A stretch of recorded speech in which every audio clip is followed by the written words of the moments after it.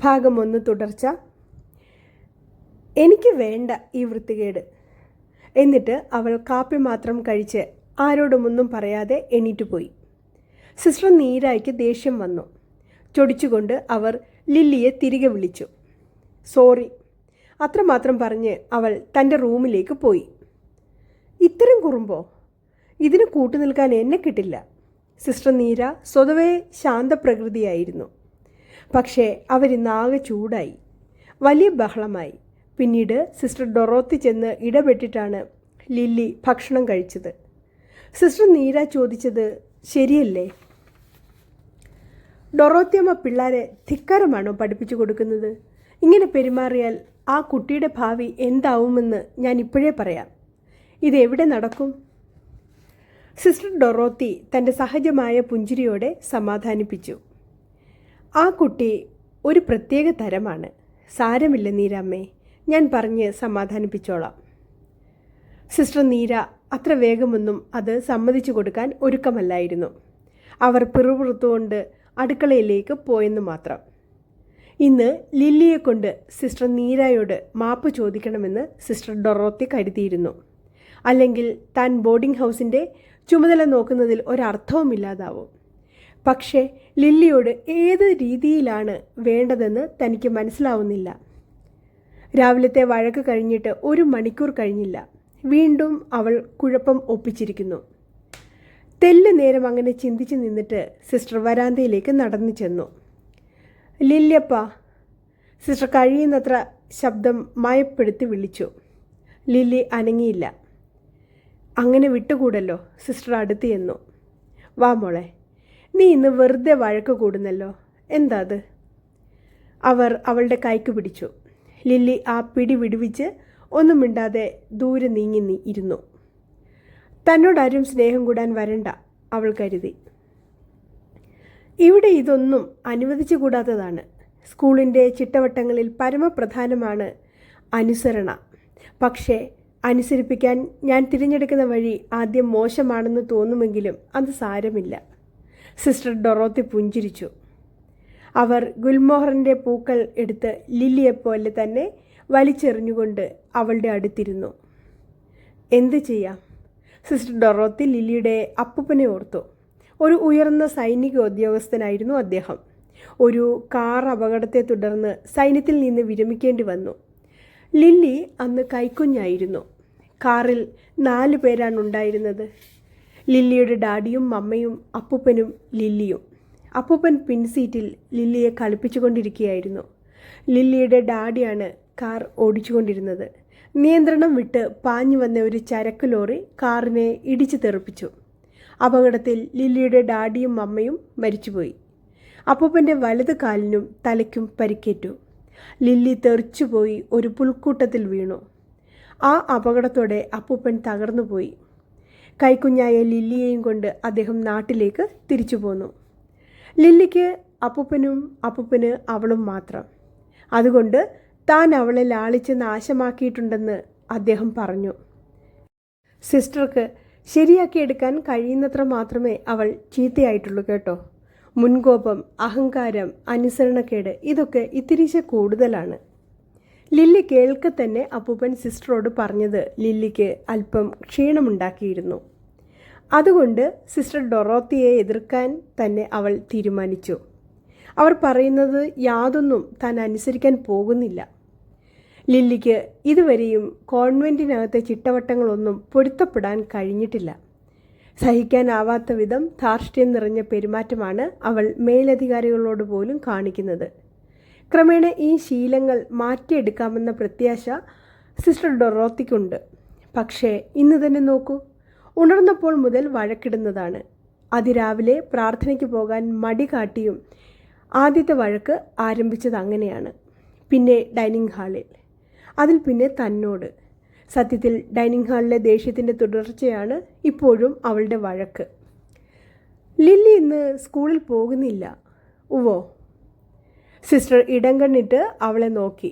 കയ്യിലുണ്ടായിരുന്ന ഒരു പിടി പൂക്കൾ ശക്തമായി വലിച്ചെറിഞ്ഞുകൊണ്ട് ലില്ലി എഴുന്നേറ്റ് നിന്നു. അവളുടെ ആ പ്രത്യേക തരത്തിലുള്ള ഭാവത്തോടെ എലിക്ക് കൈയും കുത്തി നിന്ന് ലില്ലി ചോദിച്ചു, എന്തിന് ഞാൻ പോവാതിരിക്കണം? ഞാൻ പോവുകയാണ്. അവൾ വരാന്തയിലൂടെ ചെരുപ്പ് കാൽമടമ്പിൽ അടുപ്പിച്ച് ശബ്ദമുണ്ടാക്കി നടന്നു. പിന്നെ പെട്ടെന്ന് തിരിഞ്ഞു നിന്ന് അവൾ പറഞ്ഞു, ഞാൻ ക്ലാസ്സിൽ പോകുന്നു, പക്ഷേ ഇന്ന് ഞാൻ ഷൂസ് ഇടില്ല. സിസ്റ്ററുടെ മുഖത്ത് നോക്കാതെ ലില്ലി മുകളിലേക്ക് ഓടിക്കയറി. സിസ്റ്റർ ഡൊറോത്തി ഗുൽമോഹറിൻ്റെ പൂക്കൾ വീണ് കിടക്കുന്ന വരാന്തയിലൂടെ മെല്ലെ നടന്നുപോയി. അവരുടെ മുഖത്ത് നനുത്ത ഒരു ചിരി വിടർന്നിരുന്നു. ലില്ലിക്ക് ഇഷ്ടപ്പെട്ട കാഡ്ബറീസ് ചോക്ലേറ്റുകൾ എടുക്കാൻ വേണ്ടി അവർ സ്വന്തം മുറിയിലേക്ക് ചെന്നു. പുതിയ ലോകം ഭാഗം 2. ഒരു മഞ്ഞുകാലത്താണ് ലില്ലി സെൻറ്റ് പോൾസ് കോൺവെൻറ്റ് ഹൈസ്കൂളിൽ വന്നു ചേർന്നത്. അതിനു മുമ്പ് വീട്ടിനടുത്തുള്ള ഒരു സ്കൂളിലാണ് അവൾ പഠിച്ചിരുന്നത്. പക്ഷെ 5ാം ക്ലാസ്സിലേക്ക് ജയിച്ചപ്പോൾ അപ്പൂപ്പൻ ലില്ലിയെ ബോർഡിംഗ് സ്കൂളിലാക്കാൻ തീരുമാനിച്ചു.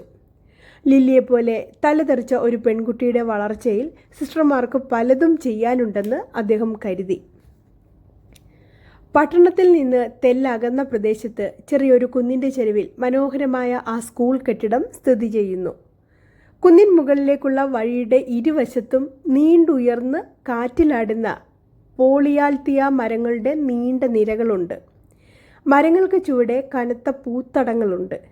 ആ കുന്നും അതിനു ചുറ്റുമുള്ള വയലും കന്യാസ്ത്രീകൾ ഒന്നിച്ച് വിലക്കെടുത്തു. ആദ്യം അവിടെ ഒരു കോൺവെൻ്റ് ഉണ്ടായി, പിന്നെ മനോഹരങ്ങളായ കൊച്ചു പൂന്തോട്ടങ്ങൾ, പിന്നെ സ്കൂൾ കെട്ടിടം, കൊച്ചുപള്ളി, ഒരു നഴ്സറി സ്കൂൾ, ഏറ്റവും ഒടുവിൽ ഇപ്പോൾ വയലോരത്ത് ഉയർന്നു വരുന്ന ആശുപത്രി കെട്ടിടവും. സ്കൂൾ യൂണിഫോമിൻ്റെ തന്നെ നിറമാണ് കെട്ടിടത്തിനും തേച്ചിരിക്കുന്നത്, ഇളം മഞ്ഞയും കടുത്ത മെറൂണും. പണക്കാരുടെ കുട്ടികൾ മാത്രം പഠിച്ചിരുന്ന ആ സ്കൂളിൽ ലില്ലിയെ ചേർക്കാൻ അപ്പൂപ്പന് വലിയ താല്പര്യമായിരുന്നു. ലില്ലി അവളുടെ അപ്പൂപ്പൻ്റെ പാലുപോലെ വെളുത്ത മോറിസ് കാറിലാണ് ആദ്യമായി സ്കൂളിൽ വന്നിറങ്ങിയത്.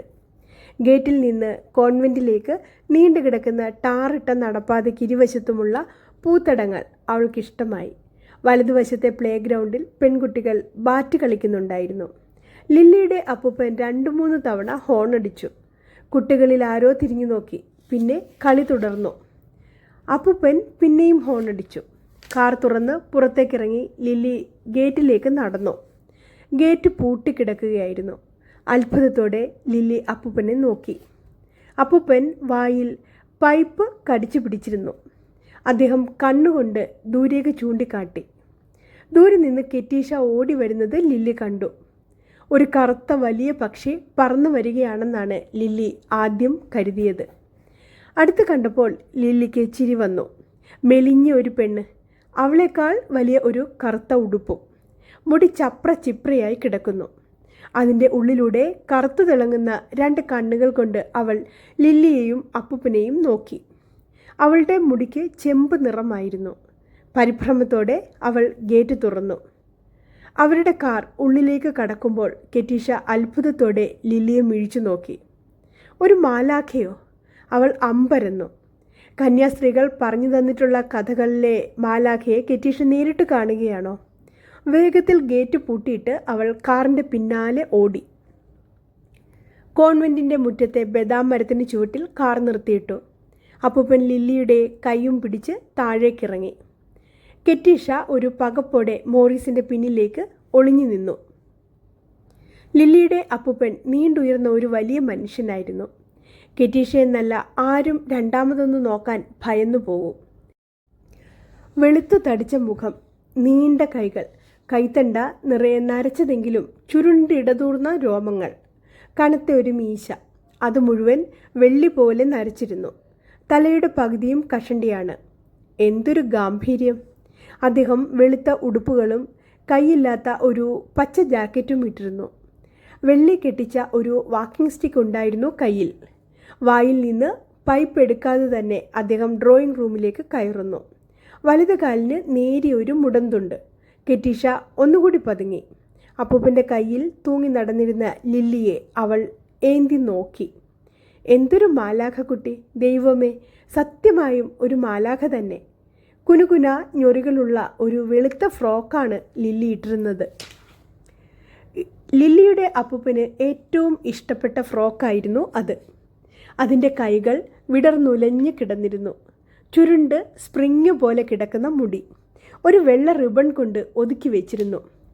കെറ്റീഷയ്ക്ക് ഏറ്റവും ഇഷ്ടമായത് കടും ചുവപ്പ് വര പോലെ തോന്നിച്ച നേർത്ത ചുണ്ടുകളാണ്. അതിൻ്റെ ചെമപ്പ് അവളെ അത്ഭുതപ്പെടുത്തി. ചായം തേച്ചിട്ടാണോ? കെറ്റീഷ ഓർത്തു. ആവില്ല. ആ കവിളുകളുടെ ചന്തവും കെറ്റീഷയ്ക്ക് ഇഷ്ടമായി. സിസ്റ്റർ ഡൊറോത്തി ഓടി വരുന്നത് കെറ്റീഷ കണ്ടു. വലിയ സാധാരണ ഇവിടെ വരുന്നവരെക്കാളും വലിയ ആൾക്കാരാവും അവൾ ഓർത്തു. ലില്ലിയുടെ കാറിൻ്റെ കണ്ണാടിയിൽ അവൾ മുഖം നോക്കി. ചില കാറുകൾ വരുമ്പോൾ കെറ്റീഷ ഓടിപ്പോയി മുഖം നോക്കാറുണ്ട്. വെളുത്ത ഈ കൊച്ചു കാറിന് എന്തു ഭംഗിയാണ്! ധൈര്യത്തോടെ അവൾ അതിന്മേൽ തൊട്ടു.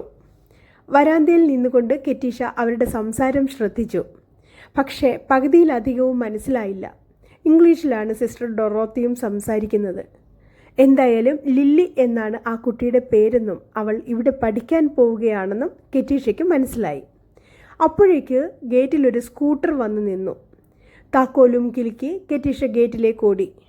എല്ലാം സംസാരിച്ചു കഴിഞ്ഞ് ലില്ലിയുടെ അപ്പൂപ്പൻ ഒരു നെടുവീർപ്പോടെ പറഞ്ഞു, ലില്ലി വലിയ ദുഷാഠ്യകാരിയാണ്. ആദ്യമൊക്കെ നിങ്ങൾക്ക് വലിയ പ്രയാസം തന്നെ നേരിടും. പക്ഷേ കഴിയുന്നത്ര അതെല്ലാം ക്ഷമിക്കണം. എനിക്ക് എൻ്റെ ലില്ലി മാത്രമേ ഉള്ളൂ. അദ്ദേഹത്തിൻ്റെ തൊണ്ടയിടറി. സിസ്റ്റർ ഡൊറോത്തി മൗനമായി ഇരുന്നു. അതുവരെ അവരുടെ സംസാരം ശ്രദ്ധിച്ചിരിക്കുകയായിരുന്ന ലില്ലി പെട്ടെന്ന് ചാടി എണീറ്റു. എന്തിനാണ് അപ്പൂപ്പ കരയുന്നത്? അവൾ അപ്പൂപ്പൻ്റെ കൈ പിടിച്ച് വലിച്ചു. അദ്ദേഹം കരയുന്നില്ലെന്ന് വരുത്താൻ വേണ്ടി ചിരിച്ചു. ലില്ലിയപ്പ. അദ്ദേഹം അവളെ പൊക്കി മടിയിലിരുത്തി. പിന്നെ അവളുടെ കണ്ണിലും നെറ്റിയിലും ഉമ്മ വെച്ചു. ലില്ലിക്കും സങ്കടം വന്നു. തൻ്റെ അപ്പൂപ്പൻ്റെ മാറിൽ അവൾ ഒരു പൂച്ചക്കുഞ്ഞിനെ പോലെ പതുങ്ങിയിരുന്നു. ഡൊറോത്തിയമ്മ പറഞ്ഞു, വിഷമിക്കരുത് സാർ. ലില്ലിയെ ഞങ്ങൾ ശരിക്കും നോക്കിക്കൊള്ളാം. അങ്ങേക്കറിയാമല്ലോ, ബോർഡിംഗ് ഹൗസിൻ്റെ ചുമതല എനിക്കാണ്. ലില്ലിയുടെ കാര്യം ഞാൻ ഏറ്റു. അവർ സഹാനുഭൂതിയോടെ ലില്ലിയെയും അപ്പൂപ്പനെയും നോക്കി. വേണ്ട, ലില്ലി അപ്പൂപ്പനെ വിടാൻ കൂട്ടാക്കിയില്ല. അവൾ അദ്ദേഹത്തെ ഇറുകെ കെട്ടിപ്പിടിച്ചു. സിസ്റ്റർ എത്ര നിർബന്ധിച്ചിട്ടും അവൾ പിടിവിടാൻ കൂട്ടാക്കിയില്ല.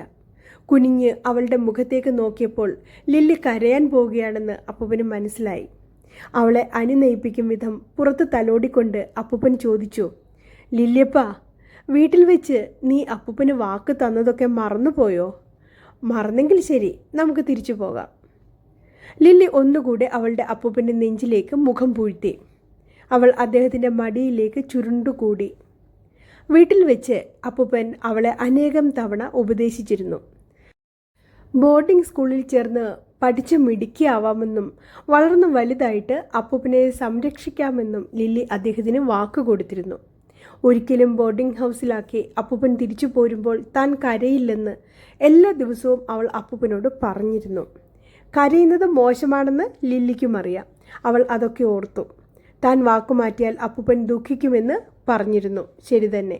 അപ്പൂപ്പൻ്റെ ലില്ലിയാണെങ്കിൽ താൻ വാക്കു പാലിക്കേണ്ടതല്ലേ? അപ്പൂപ്പനെ ദുഃഖിപ്പിക്കാതിരിക്കേണ്ടതല്ലേ? ശരി, നീ ഇപ്പോൾ അപ്പൂപ്പൻ്റെ കൂടെ വീട്ടിലേക്ക് തന്നെ പോരുന്നു അല്ലേ? അപ്പൂപ്പൻ ചോദിച്ചു. ലില്ലി അപ്പൂപ്പൻ്റെ മടിയിൽ നിന്ന് ചാടി എണീറ്റു. അല്ല, അവൾ ഉറക്കെ പറഞ്ഞു. സിസ്റ്റർ ഡൊറോത്തി ചിരിച്ചു. അവർ തലകുലുക്കി. അങ്ങനെയാണ് മിടുക്കി കുട്ടികൾ. സിസ്റ്റർ അവളുടെ തോളിൽ പിടിച്ചു. ലില്ലി പക്ഷേ ആ കൈ തട്ടിക്കളഞ്ഞു. തനിക്ക് തൻ്റെ അപ്പൂപ്പനെ മാത്രമാണ് ഇഷ്ടം. അപ്പൂപ്പന് ദുഃഖമുണ്ടാവാതിരിക്കാനാണ് താൻ ഇവിടെ നിൽക്കാൻ തീരുമാനിക്കുന്നത്. വീട്ടിൽ വെച്ച് അപ്പൂപ്പന് വാക്ക് കൊടുത്തതാണ്. അവളല്ലാതെ അപ്പൂപ്പന് ആരുമില്ല. അതുകൊണ്ട് അവൾ വേഗം വേഗം പഠിച്ച് മിടുക്കിയാവണം. കാരണം അപ്പൂപ്പന് വളരെ വേഗം വയസ്സാവുകയാണ്. ഇനി ഒട്ടും വയ്യാതാവും. നടക്കാനോ കണ്ണു കാണാനോ പറ്റില്ല. അപ്പോഴേക്കും ലില്ലി പഠിച്ച് മിടുക്കിയായില്ലെങ്കിൽ ഒന്നും നടക്കില്ല. കാറിലിരിക്കുന്ന ലില്ലിയുടെ സാധനങ്ങൾ എടുത്തു വെക്കാൻ പറഞ്ഞു അപ്പൂപ്പൻ. സിസ്റ്റർ ഡൊറോത്തി ഒരു സ്ത്രീയെ പറഞ്ഞു വിട്ടു. ലില്ലിക്ക് സങ്കടം വന്നു. എന്നാലും കണ്ണു നിറയാൻ അവൾ കൂട്ടാക്കിയില്ല. യാത്ര പറഞ്ഞപ്പോൾ അവൾ അദ്ദേഹത്തിൻ്റെ 2 കവിളിലും ഉമ്മ വച്ചു. പിന്നൊന്നു നെറ്റിയിലും. അപ്പൂപ്പൻ പറഞ്ഞിട്ടുള്ളത് അതാണ്. ഇടത്തെ കവിളിലെ ഉമ്മ ലില്ലിയുടെ മമ്മയ്ക്ക്, വലത്തെ കവിളിൽ ഡാഡിക്ക്, നെറ്റിയിലേത് അപ്പൂപ്പനും. ലില്ലി എപ്പോഴും അപ്പൂപ്പനെ അങ്ങനെയാണ് ഉമ്മ വെക്കേണ്ടത്.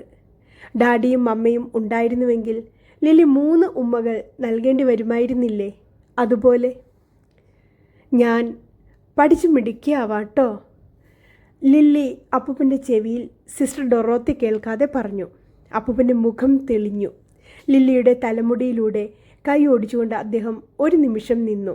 പിന്നെ വെള്ളി കെട്ടിയ വാക്കിംഗ് സ്റ്റിക്ക് നിലത്ത് കുത്തി കുത്തി അദ്ദേഹം പടികളിറങ്ങിപ്പോയി. ലില്ലിയുടെ ഹൃദയമിടിപ്പ് വേഗത്തിലായി. അപ്പൂപ്പൻ പോവുകയാണ്. തന്നെ ഇവിടെ ഒറ്റയ്ക്കിട്ട് അപ്പൂപ്പൻ പോകുന്നു. ലില്ലിക്ക് ഇവിടെ ഇഷ്ടമില്ല, സത്യമായും ഇഷ്ടമില്ല. കന്യാസ്ത്രീകളുടെ വേഷവും ഭാഷയും അവൾക്കൊട്ടും ഇഷ്ടമല്ല. അവൾക്ക് അപ്പൂപ്പനെയാണ് ഇഷ്ടം. അവരുടെ സ്വന്തം വീടാണ് ഇഷ്ടം. അവളെ ഇവിടെ കന്യാസ്ത്രീകളുടെ ഈ സ്കൂളിൽ ചേർക്കുകയാണെന്ന് അറിഞ്ഞപ്പോൾ 4ാം ക്ലാസ്സിലെ അവളുടെ ഒരു കൂട്ടുകാരി പറഞ്ഞു, കന്യാസ്ത്രീകളോ അമ്മേ, അവർ മണല് കൂട്ടി തിരുമ്മും, ചെവിയിലും തുടയിലും. പിന്നെ പൊരിയുന്ന വെയിലത്ത് മുട്ടുകുത്തിച്ച് നിർത്തും. കിടക്കയിൽ ആണിയും മുള്ളുമൊക്കെ വിതറും. പിന്നെ അവറ്റയ്ക്ക് മുടിയില്ല. ഒരു ദിവസം അവർ ലില്ലിയുടെ മുടിയും മുറിച്ചു കളയും. ലില്ലി ഇതൊക്കെ ഓർത്തു. അവൾക്ക് കന്യാസ്ത്രീകളെ പേടിയാണ്. പക്ഷേ അപ്പൂപ്പൻ പറഞ്ഞത് അതൊക്കെ അബദ്ധമാണെന്നാണ്, നുണക്കഥകൾ. ഏറ്റവും നല്ല, ഏറ്റവും മാന്യമായ ഒരു സ്കൂളിൽ ഏറ്റവും അന്തസ്സായി പഠിക്കാനാണ് അപ്പൂപ്പൻ അവളെ അവിടെ കൊണ്ടാക്കുന്നത്. ലില്ലിക്ക് കരച്ചിലടക്കാൻ പറ്റുന്നില്ലെന്ന് തോന്നി. അപ്പൂപ്പൻ കാറിലേക്ക് കയറുകയായിരുന്നു. ലില്ലി ഓടിയിറങ്ങി. അപ്പൂപ്പൻ അടുത്തെത്തി. അവൾ അപ്പൂപ്പന് 3 ഉമ്മ കൂടി കൊടുത്തു. അവളുടെ കണ്ണുകൾ ഇപ്പോൾ ശരിക്കും നിറഞ്ഞൊഴുകി. ഒരു തേങ്ങൽ തൊണ്ട വരെ എത്തിയതിനെ നിയന്ത്രിക്കാനും അവൾക്കായില്ല. ലില്ലിയപ്പാ, അപ്പൂപ്പൻ സങ്കടത്തോടെ വിളിച്ചു. അതവൾ വാക്ക് തെറ്റിക്കുന്നതിലുള്ള ദുഃഖമായിരുന്നു എന്ന് ലില്ലിക്ക് തോന്നി. ടാറ്റ അപ്പൂപ്പ, ടാറ്റ. പെട്ടെന്ന് ലില്ലി കൈ ഉയർത്തി വീശി. മോറീസ് കാർ കണ്ണിൽ നിന്ന് മറയുവോളം അവൾ കൈ വീശിക്കൊണ്ടിരുന്നു. ഭാഗം 2 ഇവിടെ അവസാനിക്കുകയാണ്. കഥ ഏവർക്കും ഇഷ്ടപ്പെട്ട് കാണുമെന്ന് കരുതുന്നു. കഥ ഇഷ്ടപ്പെട്ടുവെങ്കിൽ ലൈക്ക് ചെയ്യുവാനും ഷെയർ ചെയ്യുവാനും സബ്സ്ക്രൈബ് ചെയ്യുവാനും മറക്കില്ലല്ലോ. നന്ദി, നമസ്കാരം.